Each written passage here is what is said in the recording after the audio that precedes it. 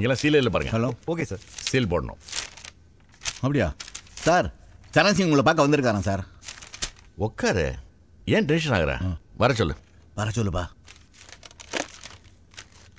எல்லா பேப்பர்லையும் vigilance and anti corruption seal வைக்கணும். Okay sir.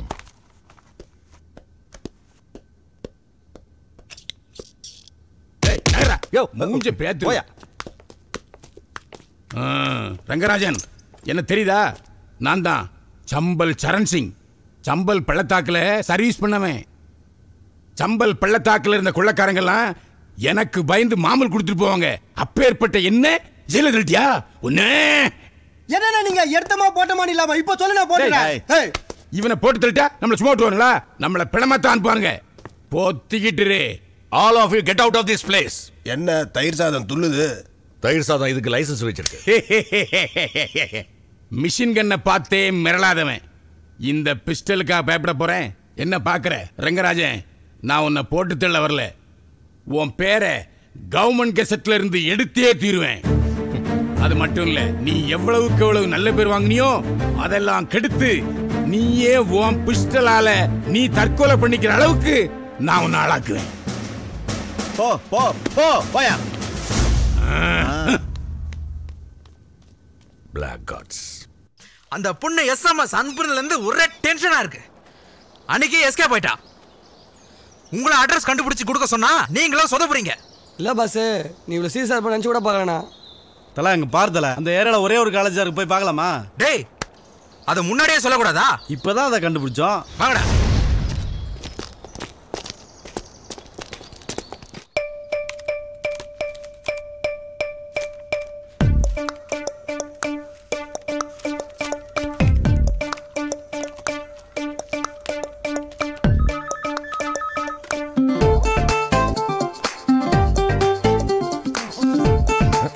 ஏண்டா மச்சான், இன்னும் எத்தனை நாளைக்கு தான் இந்த லீனாவை பார்த்து சொல்லிட்டே இருப்ப?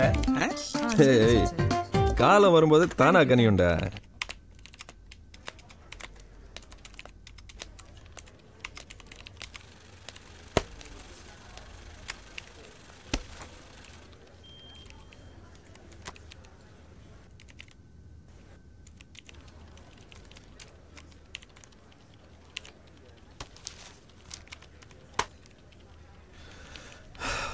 என்னடா திடீர்னு இவ்வளவு சோகமாயிட்ட? இந்த பிக் பிரதர் ரொம்ப மோசம்டா. ஏன், என்ன பண்ணாரு? எனக்கு ஒன்றும் இல்லைடா. ஆனால் நம்ம லீனா நினச்சி பார்த்தா எனக்கு ரொம்ப கவலை இருக்கு. அவள் பிக் பிரதர் ரூம் போகும்போது என்ன ஒரு பார்வை பார்த்தா என் மனசுக்குள்ள அப்படி ஒரு சரி அதை விடு.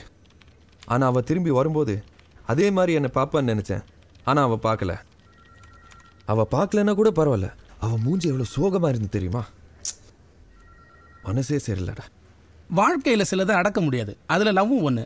டேம்சல் இன் டிஸ்ட்ரெஸ்னா நைட் இன் ஆர்மர் கேட்க வேணாமா? சினிமாவில் தாண்டா எல்லாம் ரொம்ப ஈஸியாக முடியும், நிஜ வாழ்க்கையில் ரொம்ப கஷ்டம். சரி சரி, இப்போ உனக்கு என்ன, லீனாவுக்கு என்ன நடந்துச்சுன்னு தெரிஞ்சுக்கணும், அவ்வளோதானே? டேய், நீ அவகிட்ட போய் எதுவும் கேட்டுறாத, ஏதோ ஃபீல் பண்ணிட போறா. டேய், நீ ஃபீல் பண்ணுறியன்னு தாண்டா நான் போய் கேட்க போகிறேன், அவளை ஃபீல் பண்ண வைக்க மாட்டேன்டா. டோன்ட் வரி, இரு வரேன்.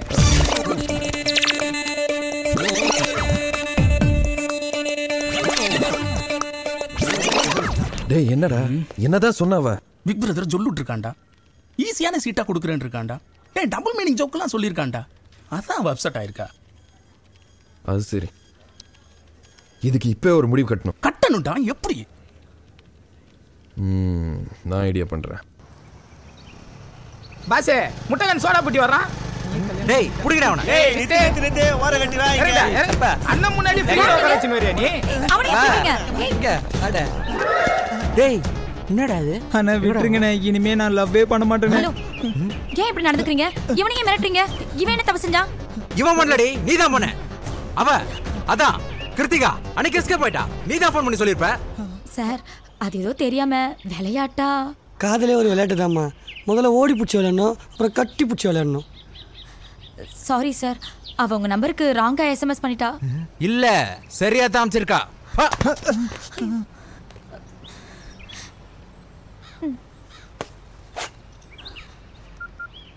ஏய், அந்த செல் கூட இல்ல, கொடுக்க மாட்டேன். ஏய், உனக்கு இருக்கிற அறிவு இவளுக்கு இல்லையே. ஏய் ஏன் இப்படி செஞ்ச?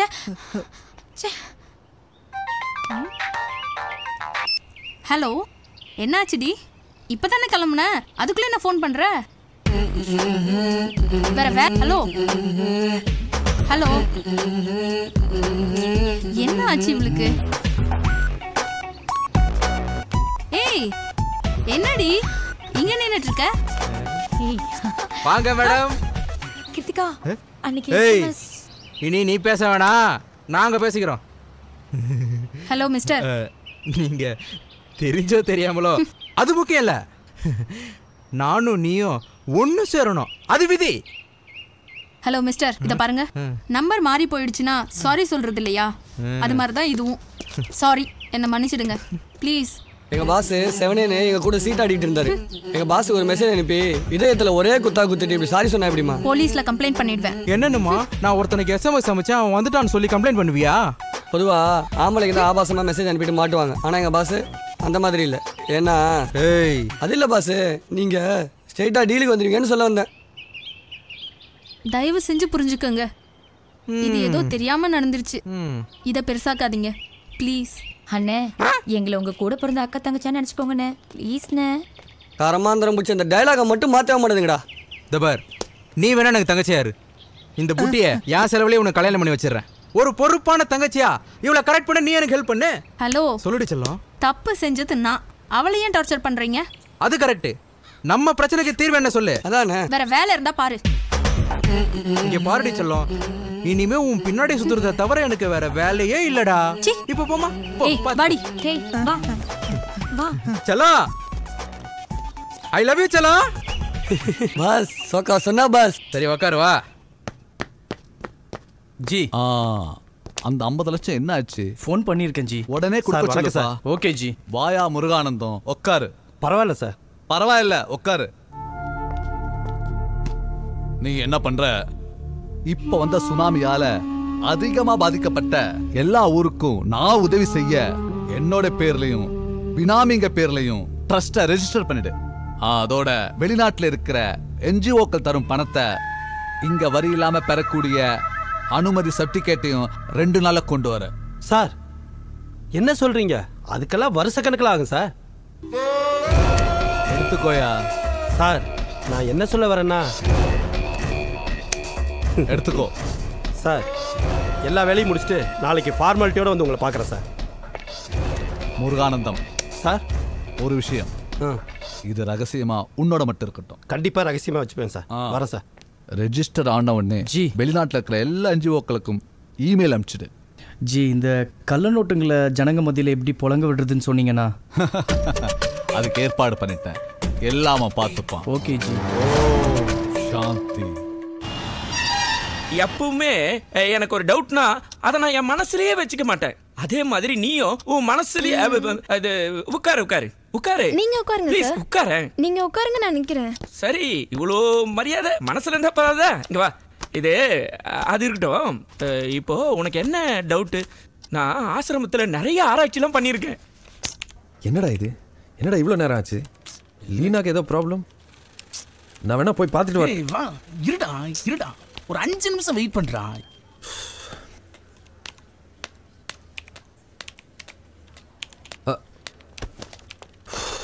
என்னாச்சு? உள்ள ஓவர டார்ச்சர் பண்ணலையே? அதெல்லாம் ஒன்றும் இல்லை, நான் சமாளிச்சிட்டேன். தேங்க்ஸ் விஷ்ணு. நீ போ ரகு, இன்னைக்கு அவன் மாட்டினான்டா. வா டேய் வாடா.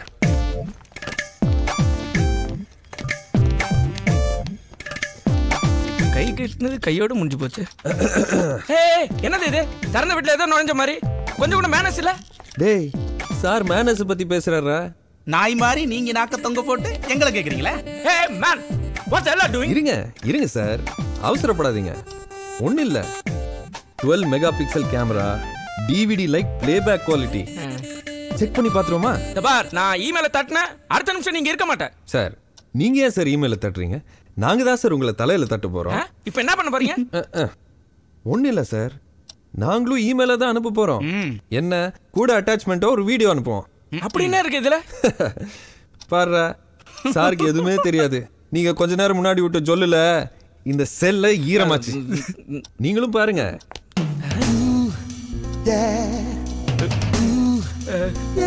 ப்ளீஸ் வேணாம் தயவு செய்து என்கிட்ட செல்ல கொடுத்துருங்க ப்ளீஸ்.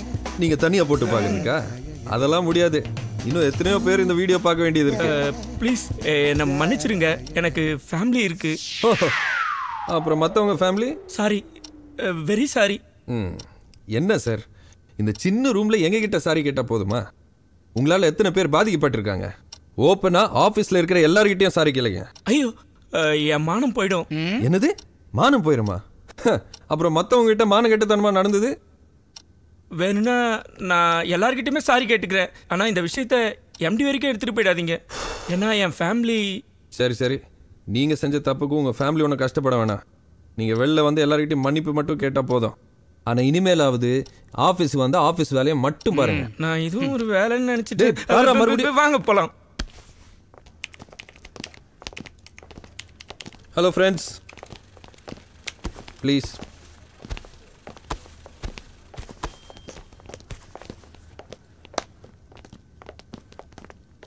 ஃப்ரெண்ட்ஸ், இன்னைக்கு நம்ம டீம் லீடர் பிக் பிரதர் வந்து நிஜமாவே எல்லாருக்கும் ஒரு பெரிய அண்ணனா மாற முடிவு எடுத்திருக்காரு.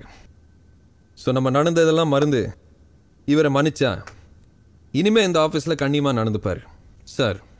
டியர் ஃப்ரெண்ட்ஸ், நம்ம எல்லாருமே ஒரே ஃபேமிலின்னு எனக்கு புரிய வச்ச விஷ்ணுக்கும் உங்களுக்கும் ரொம்ப தேங்க்ஸ்.